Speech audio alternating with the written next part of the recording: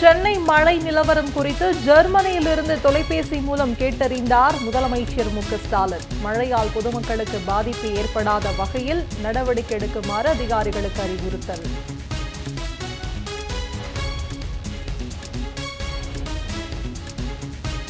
தமிழ்நாட்டிற்கு தொழில் முதலீடுகளை ஈர்ப்பதற்காக ஜெர்மனி மற்றும் இங்கிலாந்து நாடுகளுக்கு முதலமைச்சர் மு.க.ஸ்டாலின் சுற்றுப்பயணம். ஜெர்மனி சென்றடைந்த முதலமைச்சர் மு.க.ஸ்டாலினுக்கு அயலக தமிழர்கள் உற்சாக வரவேற்பு. தமிழ்நாட்டின் பிரகாசமான எதிர்காலத்தை உருவாக்குவதற்காக தொழில் முதலீடுகளை ஈர்ப்பதே நோக்கம். ஜெர்மனி பயணம் குறித்து முதலமைச்சர் மு.க.ஸ்டாலின் பெருமிதம்.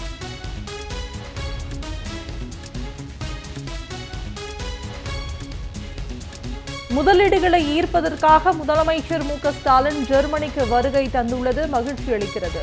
ஜெர்மன் வாழ் தமிழர்கள் நெகிழ்ச்சி.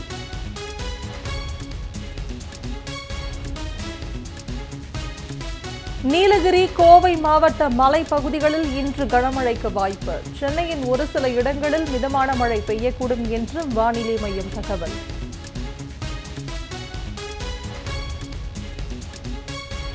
திருவோணம் பண்டிகையை உற்சாகமாக கொண்டாடி வரும் மலையாள மொழி பேசும் மக்கள்.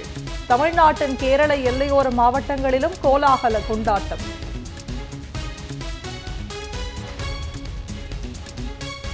தமிழ்நாடு காவல்துறை பொறுப்பு டிஜிபியாக வெங்கட்ராமன் நியமனம். டிஜிபியாக இருந்த சங்கர் ஜிவால் ஓய்வு பெறுவதை அடுத்து தமிழ்நாடு அரசு உத்தரவு.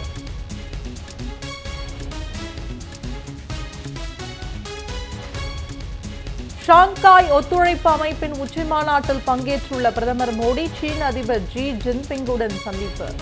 இந்தியா, அமெரிக்கா இடையேயான உறவு சரிவு ஏற்பட்டுள்ள நிலையில் இரு தலைவர்களும் முக்கிய ஆலோசனை.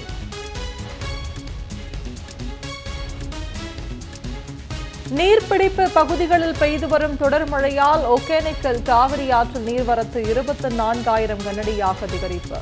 மேட்டூர் அணையிலிருந்து 20,000 கனஅடி தண்ணீர் வெளியேற்றம். காவிரி கரையோர பகுதி மக்களுக்கு வெள்ள அபாய எச்சரிக்கை.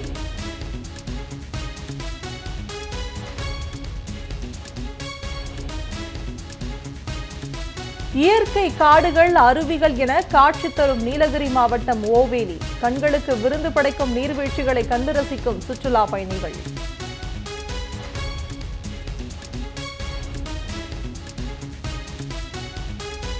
புதுச்சேரி என்ஆர் காங்கிரஸ் அமைச்சர்கள் தொல்லை கொடுப்பதாக பெண் எம்எல்ஏ பரபரப்பு குற்றச்சாட்டு. சமூக வலைதளத்தில் வைரலாகும் வீடியோ பதிவு.